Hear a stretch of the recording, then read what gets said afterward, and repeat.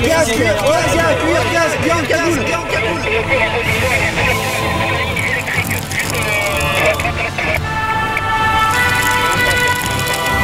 C'est Merlin le dossier, tout va bien? Vous êtes inaudible.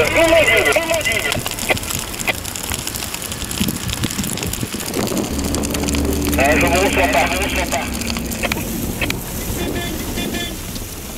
Allez, oh, les gars, Allez, lâchez tout. on se casse. Allez, on se casse. Lâche tout. Tu tiendras jamais. Allez, on se casse. Comment il est pris de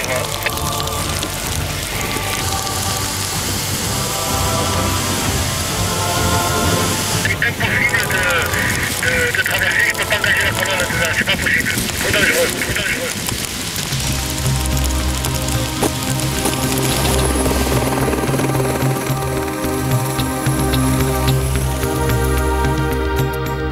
L'incendie de forêt est un risque naturel. Chaque été, notre région est touchée.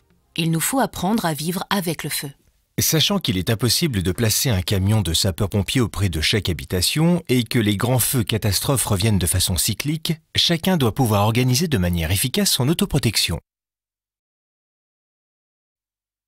Et comment peut-on réellement se protéger ? D'abord, en respectant la législation en vigueur, qui prescrit de débroussailler sur 50 mètres autour des constructions situées en forêt ou à moins de 200 mètres de celles-ci. Prenons l'exemple de Plan de la Tour, commune du Var. Au printemps 2003, un état des lieux complet a été dressé à l'occasion d'un contrôle. On pourra retenir que seuls 15% des propriétés étaient réellement conformes à la réglementation en vigueur.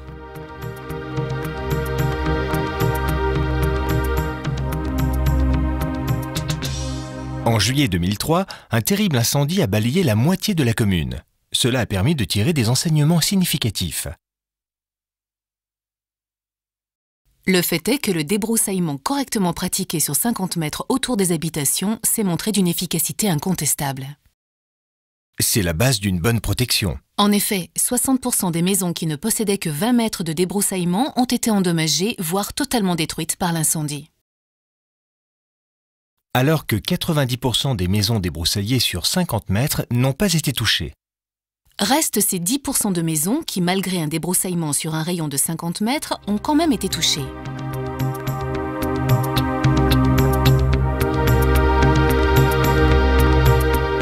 Un bon débroussaillement doit limiter le passage du feu d'un végétal à l'autre.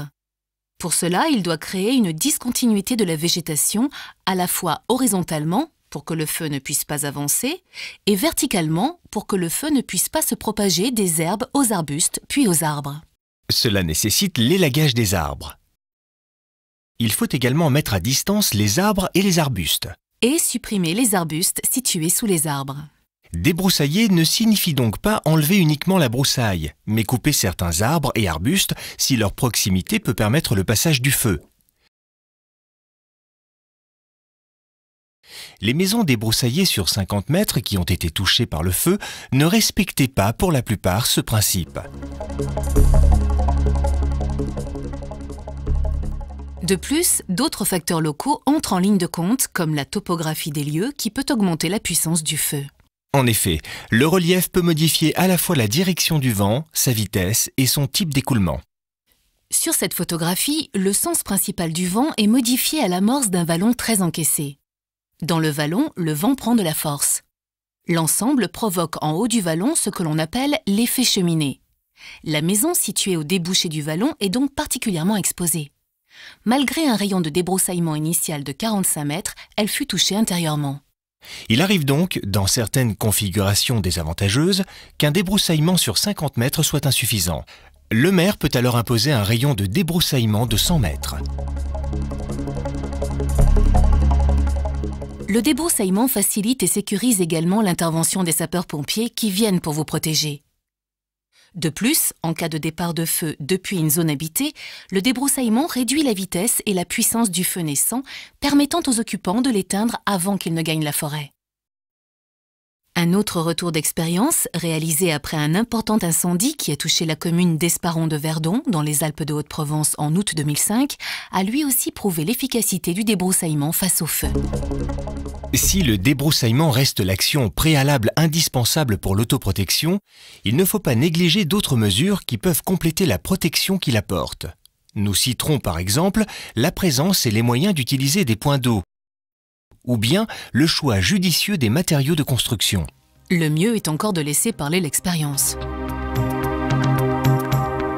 Dans un premier temps, mon fils prenait des photos en haut. Il est descendu à toute vitesse et il nous a dit « Prenez les voitures et fichez le camp ». J'ai cru sur le coup qu'il plaisantait. Et j'avais mes enfants, mes petits-enfants, j'ai mis le tout dans la voiture et je suis partie. C'est le premier feu que j'ai vu et je vous assure que ça m'a fait un drôle d'effet. C'est au moment de l'incendie que vraiment je me suis rendu compte de l'importance du débroussaillement. On n'en croyait pas nos yeux. Hein. Tout était vert, tout était...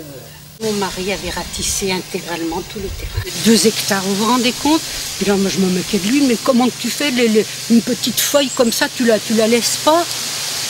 Et mes enfants se moquaient de lui. Et bien là, je l'ai béni ce jour-là. Dans ce que dit cette dame, il y a du très bon et du moins bon. La propriété était parfaitement conforme à la réglementation, respectant la zone des 50 mètres et les règles techniques de débroussaillement. Le feu n'a eu aucun impact tant sur la végétation que sur la maison. Concernant le moins bon, cette dame a fui la zone de feu. La prudence, surtout si le terrain a été correctement débroussaillé, veut que l'on se confine chez soi. Le plus sûr refuge face au feu est un bâtiment en dur. L'évacuation entraîne souvent l'encombrement des voies de circulation. Cela expose les habitants et les secours dans leurs véhicules au feu, dont la direction peut changer très vite au gré du vent. Une voiture n'est pas un refuge sûr. On était à l'extérieur et à un moment j'ai senti de la fumée, donc tout de suite j'ai tourné la tête vers l'endroit d'où venait le vent, et puis là on a vu derrière donc une colline environ 2 km plus loin sur la commune de Vidauban un nuage énorme qu'on est rentré à toute vitesse. Et on a commencé à nettoyer autour de la maison, c'est-à-dire rentrer les meubles en bois, rentrer le linge, enlever les rideaux, décrocher les rideaux qui sont autour des baies vitrées, puisque au cas où les baies explosent. Le feu est arrivé en l'espace d'une demi-heure, 3/4 d'heure maximale, et on n'a pas, c'est ahurissant, on n'a pas le temps de faire énormément de choses si on ne l'a pas prévu auparavant. Des brousaillages a fait que je me suis senti quand même relativement confiant dans le fait de rester dans la maison. Ce témoignage donne de bons conseils sur la réaction à avoir avant l'arrivée d'un feu. Ranger à l'intérieur tout objet facilement inflammable et se confiner. Malgré la bonne volonté de notre témoin et les 50 mètres de débroussaillement légal respectés, la végétation a été touchée ainsi que l'extérieur de la maison.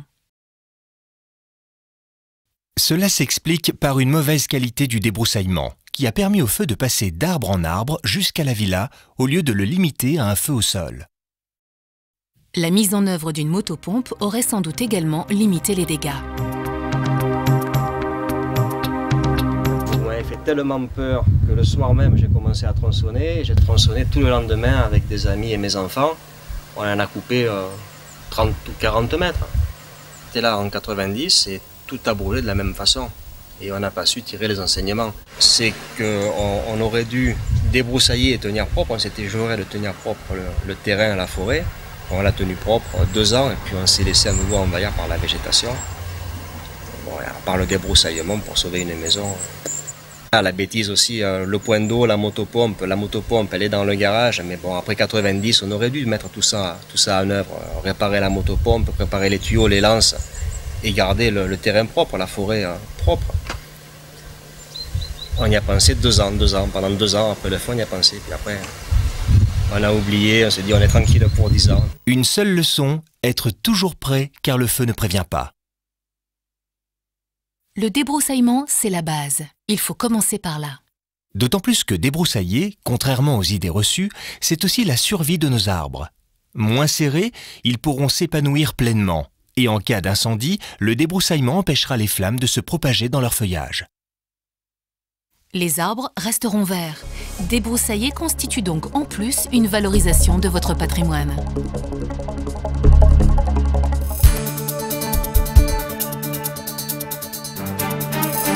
Le Code forestier édicte l'obligation de débroussailler. Cette réglementation s'applique aux terrains situés dans les bois, forêts, plantations, reboisements, landes, maquis et garrigues, ainsi qu'aux terrains situés à moins de 200 mètres de ces espaces. La réglementation y définit des périmètres à débroussailler. La forêt et ses environs, zone où s'applique la réglementation du débroussaillement, ici représentée en vert et jaune, n'est pas à débroussailler entièrement. Seuls les terrains situés en zone urbaine ou dans les lotissements, les zones d'aménagement concerté, les associations foncières urbaines et les campings doivent être débroussaillés en totalité, qu'ils soient bâtis ou non. D'autre part, en dehors des zones urbaines, les abords des constructions, chantiers et installations de toute nature doivent être débroussaillés sur un rayon de 50 mètres, voire 100 mètres sur certaines communes. Les voies privées y donnant accès doivent quant à elles être débroussaillées sur 10 mètres de part et d'autre. Dans certains cas, la zone des 50 mètres empiète sur une parcelle n'appartenant pas au propriétaire de la maison. En effet, si les 50 mètres de la maison jaune ne recoupent pas ceux de la maison rouge, il appartient au propriétaire de la construction rouge de réaliser le débroussaillement, même pour la partie située sur la parcelle du voisin. Pour cela, il doit informer son voisin des obligations qui lui sont faites.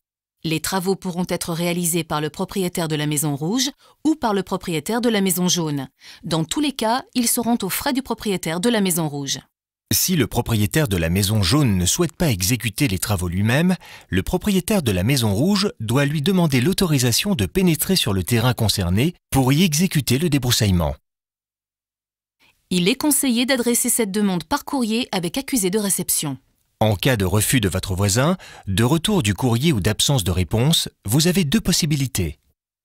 Soit vous saisissez le président du tribunal de grande instance statuant en référé, afin d'obtenir l'autorisation de pénétrer sur le fonds voisin et de débroussailler. Cette procédure, qui ne nécessite pas l'intervention d'un avocat, est entièrement gratuite.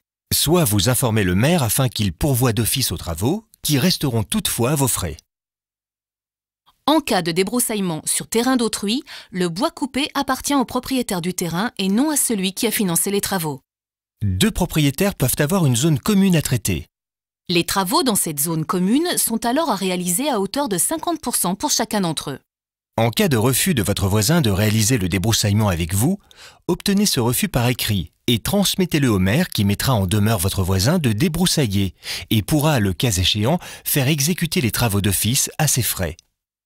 Faites la preuve de votre bonne foi en réalisant la part qui vous incombe. Les parcelles construites situées dans une zone urbaine jouxtant une zone non urbaine combinent les obligations liées à ces deux types de zones. Il faut alors débroussailler la totalité de la parcelle en zone urbaine, ainsi qu'un rayon de 50 mètres autour de la construction dans la partie non urbaine. Certaines communes possèdent un plan de prévention des risques d'incendie de forêt. Celui-ci peut délimiter d'autres zones à débroussailler en plus. Si le plan d'occupation des sols ou le plan local d'urbanisme de votre commune indique que votre propriété est située en espace boisé classé, vous devez effectuer une déclaration préalable de travaux avant de couper les arbres. Pour cela, vous devez remplir un imprimé CERFA et le déposer à la mairie contre décharge ou l'envoyer au maire par pli recommandé avec demande d'avis de réception postale.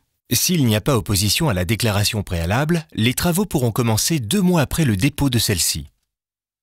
Concernant les locataires, ils doivent réaliser les travaux lorsqu'il s'agit du maintien en état débroussaillé ou lorsque l'obligation légale de débroussaillement fait l'objet d'une disposition particulière de leur bail.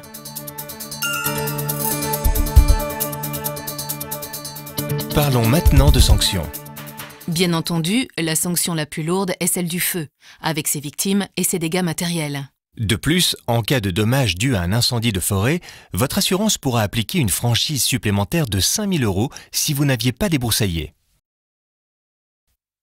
Pour éviter que certains propriétaires peu responsables fassent courir des risques à leurs familles et voisins, ainsi qu'aux sapeurs-pompiers en ne débroussaillant pas, la loi prévoit plusieurs sanctions. Les contrevenants encourent notamment une amende de 135 €. Cette amende pourra aller jusqu'à 1 500 € pour les terrains compris dans les lotissements, les zones d'aménagement concerté, les associations foncières urbaines et les terrains de camping. Le tribunal de police peut en outre décider d'une astreinte journalière de 30 à 76 € par jour et par hectare, soumis à l'obligation de débroussailler jusqu'à réalisation des travaux. Les contrevenants encourent également une mise en demeure d'exécuter les travaux dans un délai qui ne peut être inférieur à 1 mois. Passé ce délai, si les intéressés n'ont pas exécuté les travaux, la commune les fait réaliser d'office, puis les refacture. En parallèle, des poursuites pénales peuvent être exercées par le tribunal correctionnel. Elles aboutissent à une amende pouvant atteindre 30 € par mètre carré non débroussaillé. Par exemple, pour une parcelle de 1500 m² située en zone urbaine, l'amende peut atteindre 45 000 €. De plus, ces infractions seront inscrites au casier judiciaire du propriétaire concerné.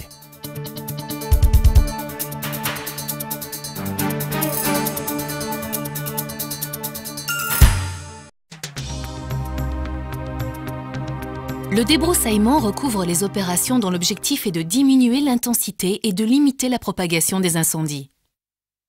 Nous l'avons vu précédemment, un débroussaillement mal réalisé peut remettre en question son efficacité, même si le rayon de débroussaillement est respecté. Il faut donc attacher une attention particulière aux règles techniques qui permettront de créer une discontinuité verticale et horizontale du combustible. Concernant la création d'une discontinuité verticale, l'élagage des arbres de plus de 3 mètres est primordial. Il doit être effectué sur 30 à 50% de leur hauteur, avec un minimum de 2 mètres de hauteur. Cela empêchera le feu de passer des arbustes aux arbres. Concernant la création d'une discontinuité horizontale, la coupe ou éclaircie est une opération de première importance. Elle empêche le feu de passer d'un végétal à l'autre et permet en outre au feuillage de se développer. Les arbres améliorent ainsi leur état sanitaire. Pour cela, il faut couper les arbres et arbustes en densité excessive de façon à ce que le feuillage de chaque arbre ou arbuste conservé soit distant de son voisin immédiat d'au minimum 5 mètres.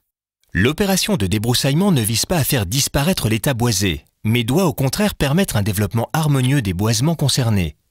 Il faut laisser subsister suffisamment de semis et de jeunes arbres de manière à constituer ultérieurement un peuplement complet. Il faut également couper les herbes hautes, les buissons, les broussailles, ainsi que les arbres et arbustes morts, dépérissants ou sans avenir. Attention également à la présence d'arbres à proximité immédiate d'ouverture des maisons, comme les cheminées ou les fenêtres. Ils représentent un réel danger, surtout lorsqu'ils possèdent une masse foliaire importante, comme le cyprès. Aussi, il faut couper tous les végétaux dans le périmètre d'une construction de telle sorte que celle-ci soit à une distance de minimum 3 mètres des végétaux conservés, feuillage compris. Les arbres remarquables dont le feuillage est situé à moins de 3 mètres d'une construction peuvent être conservés, sous réserve d'appliquer à la végétation environnante un traitement spécifique détaillé par l'arrêté préfectoral relatif au débroussaillement. Le ratissage dans les 20 premiers mètres autour de l'habitation, bien que facultatif, peut s'avérer particulièrement efficace et complète le travail préalable d'éclaircie et d'élagage, ainsi que la coupe des herbes sèches. Dans le cas présent, la propagation du feu s'est arrêtée exactement à la limite des travaux réalisés. Les terrains agricoles, les vergers et oliveraies cultivés et régulièrement entretenus suffisent à la protection contre les incendies et ne nécessitent pas de traitement spécifique. Concernant le débroussaillement des voies d'accès privées donnant accès aux habitations, il est nécessaire de couper tous les végétaux situés à l'aplomb de la chaussée sur une hauteur de 4 mètres. Cela donnera la possibilité aux véhicules de secours de se rendre chez vous.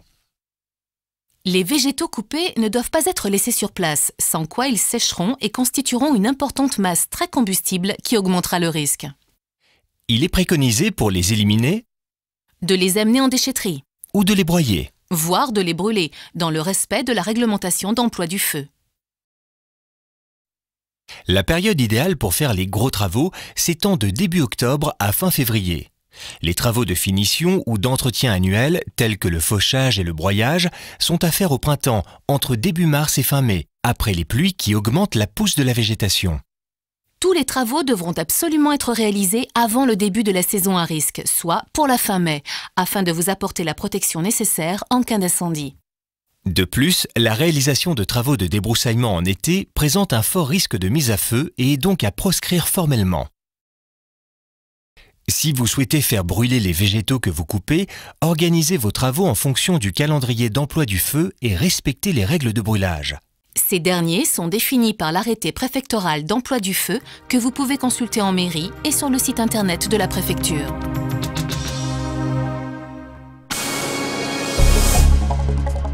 L'incendie de forêt étant un risque qui revient chaque été, il faut donc l'intégrer dans votre mode de vie.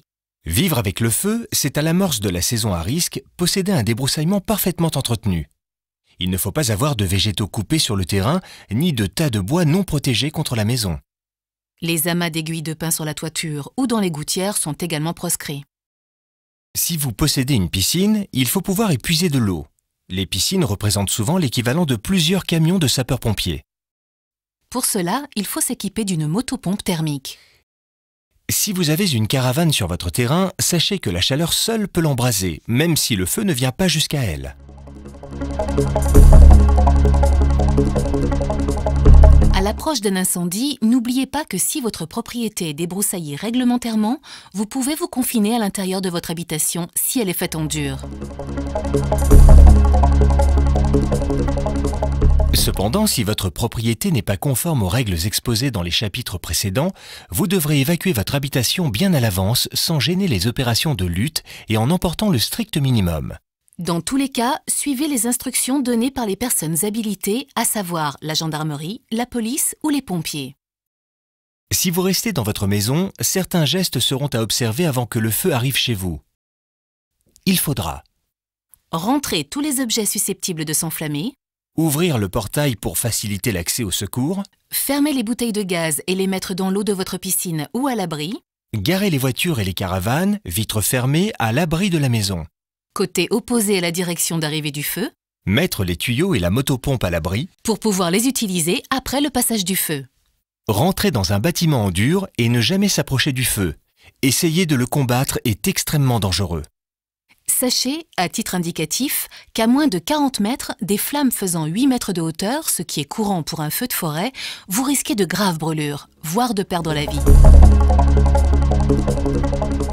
Vous devrez aussi fermer portes, volets et fenêtres et les calfeutrer. Arrêtez les systèmes de ventilation électrique et bouchez les appels d'air tels que ventilation et trappes de cheminée. Prévoir des lampes de poche ou des bougies.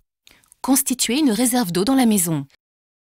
Ne jamais décider de partir au dernier moment. Vous pourriez vous retrouver au cœur de l'incendie sans aucune protection. Je me suis déplacé vers les fenêtres. Là, j'ai été regarder ce qui se passait dehors. Donc j'ai vu un front, disons, de fumée à l'horizontale opaque qui passait avec une très forte chaleur à travers les vitres que j'ai ressentie. Et en l'espace de, on va dire, j'estime ça 7-8 minutes maximum, mais relativement vite, j'ai vu que ça s'éclaircissait.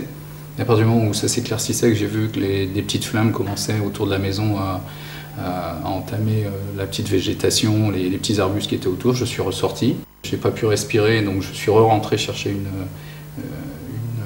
une serviette que j'ai mouillée et ressorti à nouveau. Et là, j'ai arrosé avec un simple tuyau d'arrosage. Pendant le passage du feu sur votre propriété, il vous faudra rester calme et surveiller les vitres non protégées par des volets qui peuvent se briser sous l'effet de la chaleur. Dans ce cas, il vous faudra éteindre rapidement les particules enflammées entrant dans la maison avec votre réserve d'eau. Après le passage du feu, vous pourrez vous préparer à aller dehors en vous équipant de vêtements en coton, de gants et de chaussures en cuir. Une fois la fumée extérieure dissipée, vous pourrez sortir et contrôler l'état des portes, des volets, de la toiture et de la charpente. Vous pourrez alors sortir votre motopompe ou un tuyau d'arrosage pour éteindre les parties incandescentes. La survenue d'un feu génère peur et angoisse quand il ne provoque pas des crises de panique. Garder votre calme et agir en toute sécurité sera plus facile si vous avez bien anticipé la situation. N'hésitez pas à simuler avec votre famille l'arrivée d'un feu en répétant les gestes à effectuer. Bien préparé et avec une bonne autoprotection, vous pourrez aborder la saison à risque sereinement.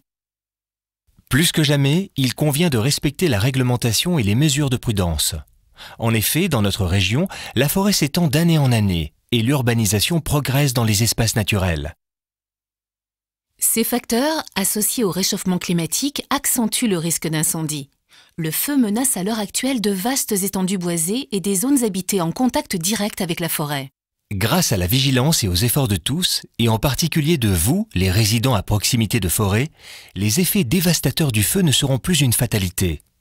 En vous autoprotégeant, vous participerez à l'effort de protection de la forêt et renforcerez les dispositifs de défense contre l'incendie conduits par les pouvoirs publics. Votre action est primordiale pour optimiser celle des secours qui, moins pris par la protection des populations, pourront mieux défendre la forêt. Vous autoprotéger du feu, c'est aussi protéger la forêt, notre patrimoine.